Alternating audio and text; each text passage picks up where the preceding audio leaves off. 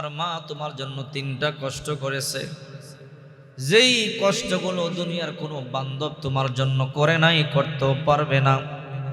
1 number কষ্ট, তোমার মা তোমাকে 10 মাস 10 দিন গর্ভে ধারণ করেছে। কথা বলেন ঠিক কি না? হামালাতহু উম্মুহু, এই গর্ভের যে কষ্টটা, গর্ভে ধারণের কষ্টটা, ওটা মা ছাড়া কেউ বুঝাতে পারবে না। যখন মায়ের গর্ভে সন্তান থাকে, মা ঠিক মতো খাবার পর্যন্ত খেতে পারে না। সন্তান যখন গর্ভে থাকে, মা ঠিক মতো ঘুমাইতে পারে না।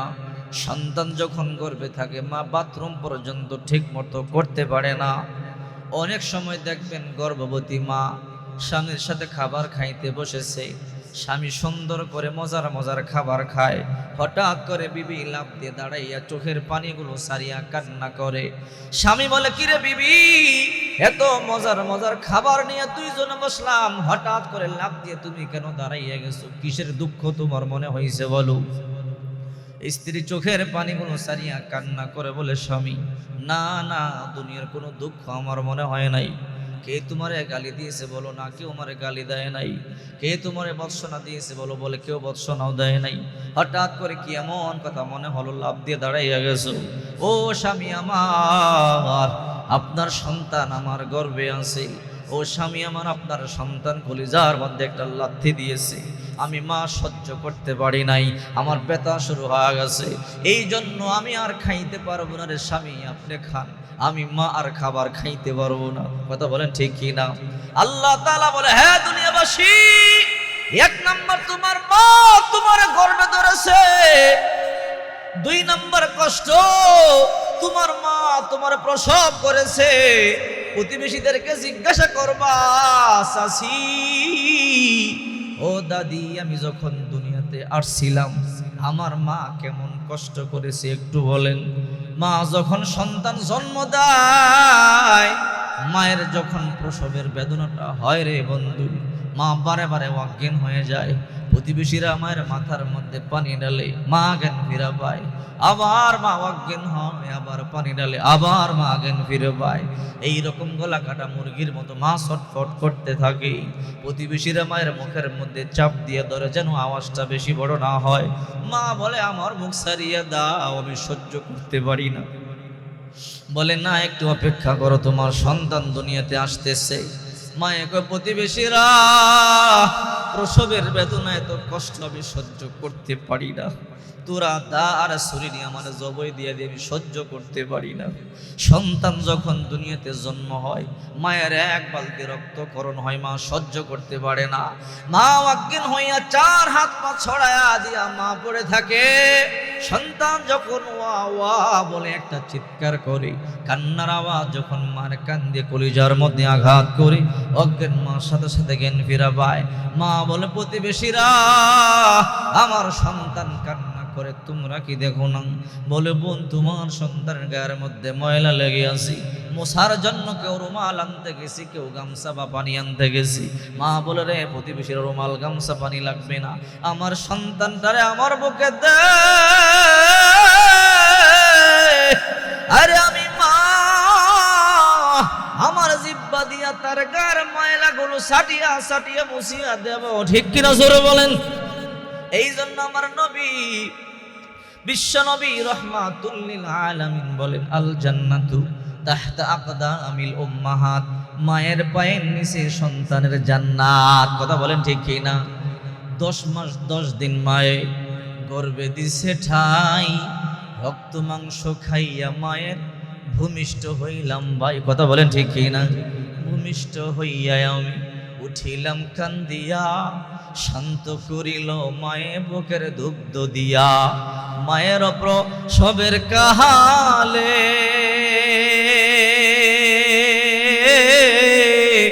ভোগ বেসে যায় নয়ন জলে রে।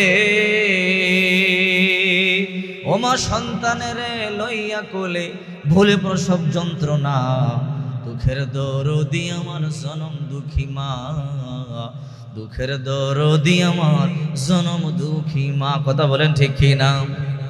এই জন্য আমার রাসূল বিশ্ব নবী মুহাম্মদুর রাসূলুল্লাহ সাল্লাল্লাহু আলাইহি ওয়াসাল্লাম বলেন, যদি দেখো তোমাদের মা বাবা তোমাদের উপরে সন্তুষ্ট, বুঝবা আল্লাহ তাআলা সন্তুষ্ট। আর যখন দেখবা মা বাবা অসন্তুষ্ট, তখন বুঝবা আল্লাহ তাআলা তোমাদের উপরে অসন্তুষ্ট। একদিন আল্লাহর নবী বাড়িতে আসলেন, মা আয়েশা দৌড়িয়া গিয়ে বলে, নবী আজকে এমন একটা দৃশ্য দেখলাম যা জীবনে আর কোনোদিন দেখি নাই। ও নবী, এই দৃশ্য দেখে আমি সহ্য করতে পারলাম না, অজরে চোখের পানিগুলো ছেড়ে কান্না শুরু করে দিলাম। আল্লাহর পয়গম্বর বলে, আয়েশা এমন কি দৃশ্য দেখেছো যা তোমাকে কাঁদাইছে? ও আয়েশা বলো বলো, এমন কি দৃশ্য দেখে তুমি কান্না করেছো? ও পয়গম্বর, আজকে এমন একটা দৃশ্য দেখলাম যা দেখিয়া সহ্য করতে পারি নাই। কি দেখছো? ও পয়গম্বর, আমাদের ঘরে কোনো খাবার নাই, মাত্র 4টা খেজুর আছে। 2টা খেজুর নিয়ে আমি ইফতার করবার জন্য বসলাম, আর 2টা খেজুর আমি আপনার জন্য রাখিয়া দিলাম। ও পয়গম্বর, সারাদিন কষ্ট করে রোজা রাখবার পরে ঘরে তেমন কোনো খাবার নাই, মাত্র 2টা খেজুর নিয়ে ইফতার করবার জন্য বসলাম। পয়গম্বর, হঠাৎ করে এক ভিক্ষুক মা দরজার সামনে আসলো, এসে বলে, ও আল্লাহর বান্দা বান্দি, আল্লাহর হস্তে কিছু খাবার দাও। আমি মা 2টা সন্তানকে নিয়ে 3 দিন ধরে অনাহার, আমি মাও না খেয়ে আসি, সন্তান 2টাও না খেয়ে আসি, তোমাদের ঘরে কোনো খাবার থাকলে একটু খাবার দাও। ও পয়গম্বর, এই সংবাদ শুনবার পরে নবী পরিবারের কোনো মানুষ ঘরের মধ্যে খাবার রাইখা থাকতে পারে না। ও পয়গম্বর, আমার সামনে যে 2টা খেজুর ছিল, এই 2টা খেজুর ওই মহিলাকে আমি দিয়া দিলাম। আমি মহিলাকে দেওয়ার পরে মনে মনে সিদ্ধান্ত নিলাম, যেই 2টা খেজুর আমি মহিলাকে দিলাম, দেখি তো মহিলা কি করে। এই মহিলা 2টা খেজুর নিয়া হাঁটি হাঁটি পা পা করে একটু সামনে গেলেন, সামনে গিয়া পিসিগুলো ছড়াইয়া খেজুর 2টা সন্তানের মুখের মধ্যে দিতেছে। সন্তান 2টা বলে, মা আমরা যেমন 3 দিন ধরে না খাওয়া অনাহার ক্ষুধার্ত, ও মা তুমিও তো 3 দিন ধরে অনাহার, তুমিও তো 3 দিন ধরে না খাওয়া, 2টা খেজুর আমাদেরকে খাওয়াইলা, ও মা তুমি কি খাইবা না? মা বলে, সন্তানেরা না না, আমি জানি 3 দিন পর্যন্ত তোরা কোনো কিছু খাস নাই, রে সন্তানেরা তোদের মুখে না দিয়ে আমি মা কেমনে খাই, তোরা খা। মা 2টা খেজুর 2টা সন্তান কি খাওয়া দিলেন। ও পয়গম্বর, আমি তাকায়া তাকায়া দেখতেছি মা না খাওয়া, কিন্তু মা খেজুর মুখে দেয় না। সন্তান 2টার মুখের মধ্যে খেজুর গুলো দিল। সন্তান 2টা খেজুর খাওয়ার পরে বলে, মা তুমিও না খাওয়া, তুমি তো খেজুর খাইলেন, আমাদেরকে খাওয়াইলাম। ও পয়গম্বর, এই দৃশ্য দেখবার পরে আমি আর সহ্য করতে পারলাম না, একজনকে দিয়ে ডাকাইলাম, যাও যাও ওই মহিলাটাকে আমার কাছে আসার জন্য বলো। একজন মহিলাকে গিয়ে বলল, যে এই ঘর থেকে তোমাকে 2টা খেজুর দিয়েছে, ওই ঘরে আবার তোমাকে ডাকতেছে। ও পয়গম্বর, এই কথা বলবার পরে ওই মহিলা আবার আমার কাছে আসলো, আসার পরে বলে, মা আপনি কি আবার আমাকে ডাকছেন রে? মা বলে, হ্যাঁ ডেকেছি। কেন ডেকেছেন? বলে, মা 2টা খেজুর তোমাকে দিলাম, এই 2টা খেজুর তুমি না খাইয়া সন্তানদেরকে খাওয়াইলা, আমি নিজে দূর থেকে সব কিছু দেখতেছিলাম, তোমার সন্তান 2টা তোমাকে বলতেছিল, মা আমরা যেমন 3 দিন ধরে ক্ষুধার্ত, তুমিও তো 3 দিন ধরে ক্ষুধার্ত, একটা খেজুর তুমি খাও। ও মহিলা, তুমি তো খাইলা না। বলে, আমার সন্তানদেরকে 3 দিন ধরে খাবার দিতে পারি না, আমি আমার সন্তানদেরকে না দিয়ে আমি নিজে কেমনে খাই? এইবার মা আয়েশা বলল, হে মা, আমার ঘরে আরো 2টা খেজুর আছে, ওই 2টা খেজুরের ভাগ কিন্তু আমার না, আমার নবীজির ভাগ। হে মা, তোমার এই করুণ দৃশ্য দেখে 2টা খেজুর আমি রাখতে পারি না, নাও নাও এই 2টা খেজুর নাও, তুমি একটা খেজুর এখান থেকে খাইবা, আর একটা খেজুর সন্তান 2টারে ভাগ করিয়া খাওয়াইবা। ওই মা খেজুরটা নিয়ে আবার সন্তানদের কাছে আসলো, সন্তানদের কাছে আসবার পরে আবার 2টা খেজুর 2টা সন্তানকে খাওয়ায়। সন্তান 2টা চোখের পানিগুলো সারিয়া বলে, মা কিছুক্ষণ পূর্বে 2টা খেজুর আমাদেরকে খাওয়াইলা, ও মা আমরা তো খাইলাম, তুমি তো 3 দিন ধরে কোনো কিছু খাও না, ও মা এই খেজুরগুলো তুমি খাও। মা এইবার বলে, সন্তানেরা আমি তোদেরকে পেটে ধারণ করেছি, প্রসব করেছি, একটা মায়ের কাছে সন্তান তার জীবন থেকে বেশি দামি। কোন মা সন্তান সন্তানকে না খাওয়াইয়া খাবার খাইতে পারে না। রে নোয়াখালীর মুসলমান, কেমনে তুমি মায়ের ভুলে গেছো? আজকে পাশের ঘরে আপেল খাও, কমলা খাও, সন্তানকে নিয়ে, বিবিকে নিয়ে, পুরা কপাল। আর পাশের ঘরে তোমার মা চোখের পানি সারিয়া কান্দে, 10টা টাকার পান মারে আইনা দেওয়ারে পুরা কপাল সন্তান।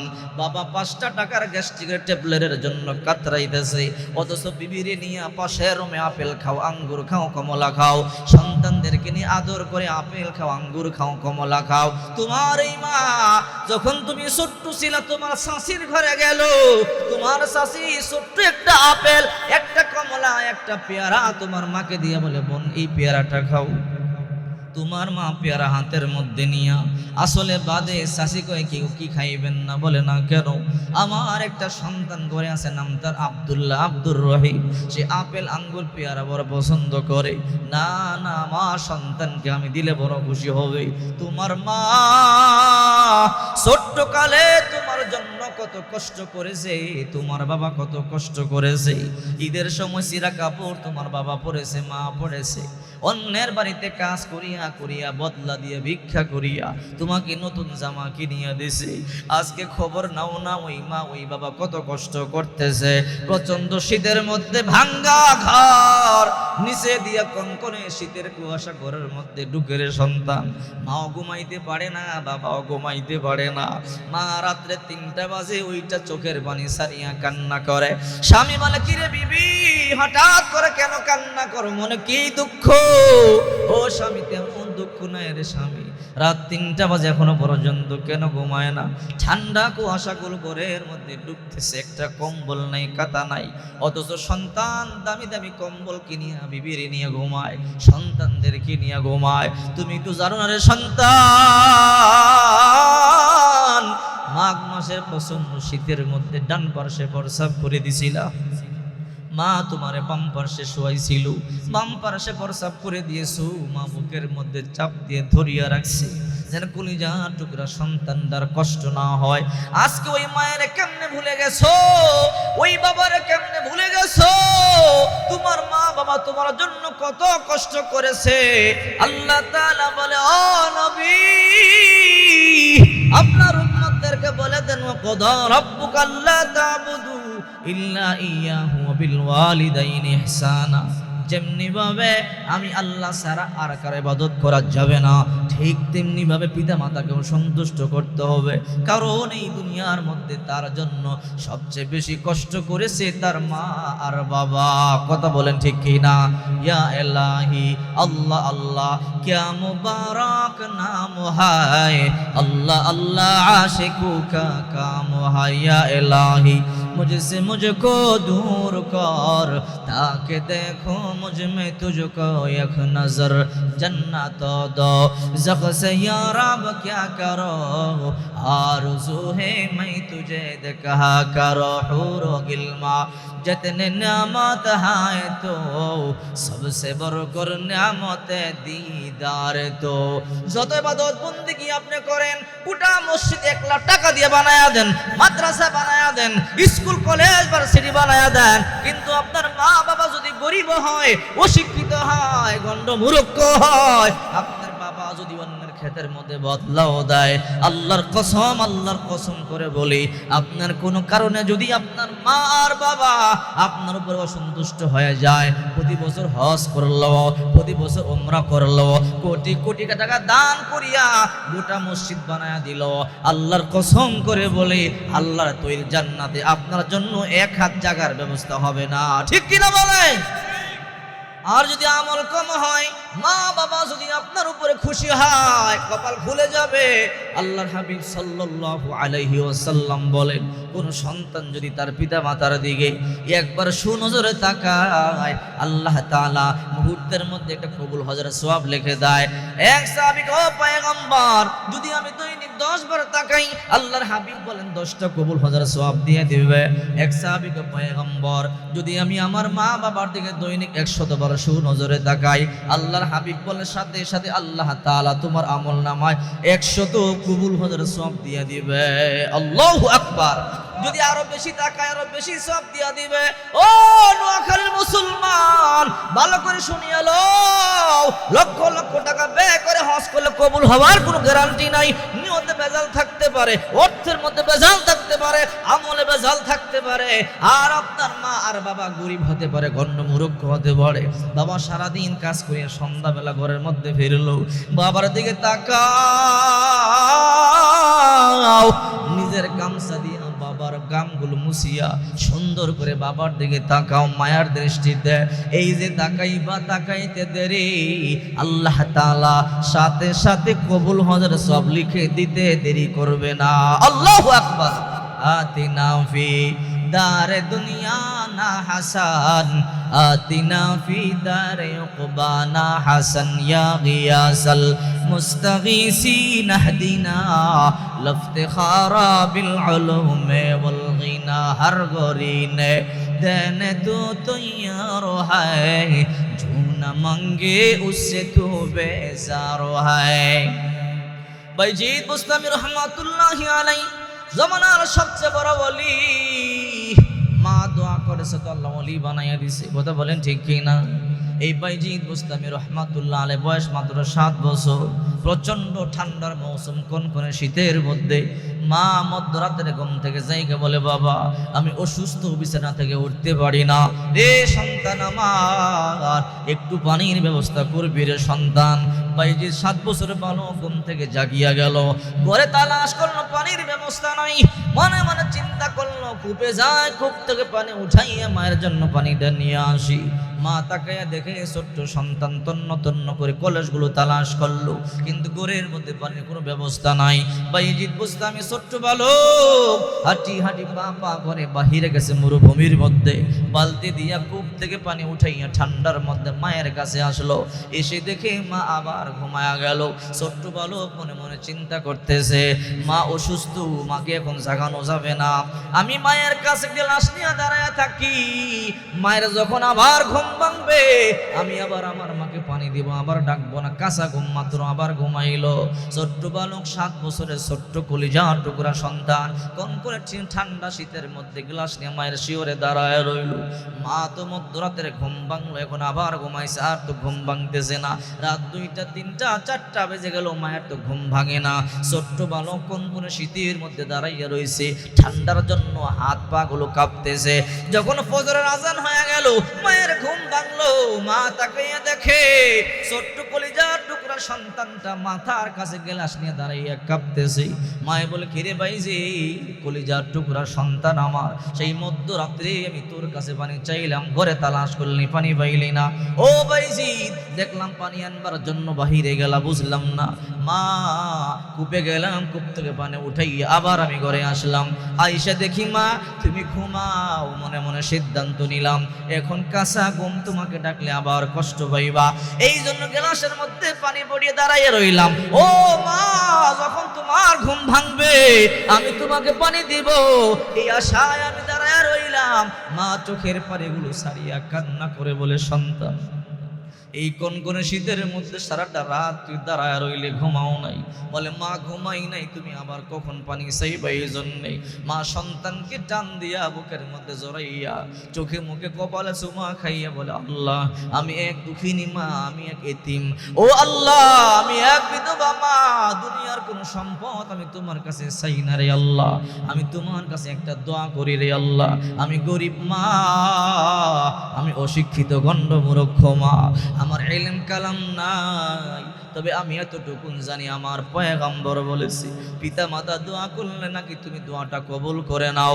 আল্লাহর হাবিব সাল্লাল্লাহু আলাইহি ওয়াসাল্লাম বলেন, সালাসু দাওয়াতিন মুস্তাজাবাতুন লা শাক্কা ফীহিন্না, 3টা দোয়া আল্লাহর দরবারে এমন কবুল হয়, আল্লাহর মধ্যে বান্দা বান্দির মধ্যে কোনো পর্দা থাকে না, এর মধ্যে সন্দেহ নাই, দোয়া করতে দেরি হয় আল্লাহ কবুল করে নেন।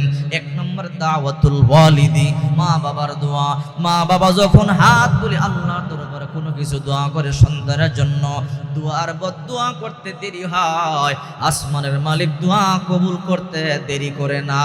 আল্লাহু আকবার বলে বাইজিদ বুস্তামির মা হাত তুলে বলে, আল্লাহ আমার সন্তানটাকে তুমি জমানার সবচেয়ে বড় ওলি বানাও।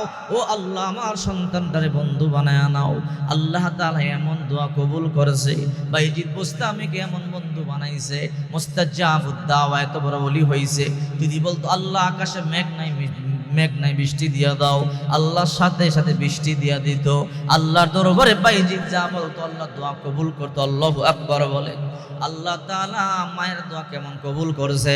এই বাইজিদ বুস্তামি হজ করবার জন্য কাবা শরীফে গেল, লম্বা সময় ধরে হজ পালন করলো। হজ যারা করেছেন তারা জানেন হজ করা কিন্তু বড় কষ্টের আমল, কথা বলেন ঠিক কিনা? হজ করবার পরে সবাই যার যার বাড়িতে চলিয়া যাইতেছে, বাইতুল্লাহ চত্বর খালি হয়ে গেল। আল্লাহর ওলি বাইজিদ বুস্তামি রহমাতুল্লাহি আলাই কাবার সামনে গিয়ে মনে মনে চিন্তা করে, এত লম্বা সময় ধরে হজ করলাম, জানি না হজটা কবুল হয়েছে কিনা। হাজার হাজার মানুষ হজ করেছে, তাও জানি না কার কার হজ আল্লাহ কবুল করেছে। এই জন্য মনে মনে সিদ্ধান্ত নিল আল্লাহর দরবারে দোয়া করব, আল্লাহর দরবার থেকে জানিয়ে নেব আল্লাহ তাআলা কার কার হজ কবুল করেছে, আর আল্লাহ কি আমার হজটাও কবুল করছে কিনা। বাইতুল্লাহর সামনে গিয়া সিজদার মধ্যে পড়ে বলে, মালিক। আল্লাহ তাআলা বলে, কিরে বাইজিদ কেন ডাক দিয়েছো? ও আল্লাহ তাকাইয়ে দেখো, হজের মৌসুম শেষ হয়ে গেল, সবাই যার যার বাড়িতে চলে গেল, কাবা চত্বর খালি হয়ে গেল, আমিও আমার দেশে চলে যাব। ও আল্লাহ, আমার জানতে বড় ইচ্ছে হয় এই বছর কতগুলো মানুষ হজ করেছে, কতজন মানুষ হজ কবুল করেছো, কার কার হজ কবুল করো নাই। আর আমিও হজ করেছি, আমার খবর কি, আমার হজটা কবুল করছো কিনা জানতে বড় ইচ্ছে হয়। আল্লাহ তাআলা বলে, বাইজিদ তুমি আমার বন্ধু, তুমি আমার বন্ধু, মাথা উঠাও। আল্লাহ তাআলা বলেন, আলা ইন্না আউলিয়া আল্লাহি লা খাউফুন আলাইহিম ওয়ালা হুম ইয়াহজানুন। আল্লাহর ওলি যারা, এদের ভয় নেই, এদের টেনশন নাই। এরা যখন আল্লাহর দরবারে কোনো কিছু দোয়া করতে দেরি হয়, আরশের মালিক আল্লাহ এদের দোয়া কবুল করতে কোনোদিন দেরি করে না। আল্লাহু আকবার বলেন। বাইজিদ বুস্তামি বলে, আল্লাহ আমার জানতে বড় ইচ্ছে হয়, এত কষ্ট করি হজ করলাম, নিজের দেশে চলে যাব, সবাই চলে যাইতেছে, বাইতুল্লাহ চত্বর খালি হয়ে গেল। আল্লাহ জানতে বড় ইচ্ছে হয় আমার হজটা কবুল করছো কিনা। আল্লাহ তাআলা বলে, রে বাইজিদ শোনো, এই বছর যতগুলো মানুষ হজ করেছি সবার হজ আমি কবুল করেছি। রে বাইজিদ তোমার হজ আমি কবুল করেছি, কিন্তু একটা নাফরমান আমার বান্দা আছে, তার নাম হারুন, তার একটা হাত নাই, তার একটা পাও নাই, সেও হজ করেছে, বড় কষ্ট করে হজ করেছে, অথচ তার হজটা সবচেয়ে বেশি কষ্ট হয়েছে, যেহেতু তার একটা হাত নাই, তার একটা পাও নাই। রে বাইজিদ সবার হজ কবুল করেছি, কিন্তু নাফরমান তার হজ আমি কবুল করি নাই। বাইজিদ বুস্তামি রহমাতুল্লাহ আলাইহি বলে, আল্লাহ কেন তার হজ আপনি কবুল করেন নাই? কত চোরকে আপনি মাফ করিয়া দিয়েছেন, হজ কবুল করেছেন, কত বাটপারকে, কত জিনাকারকে আল্লাহ, কত সুদখোর ঘুষখোরকে, কত মিথ্যুককে আপনি মাফ করিয়া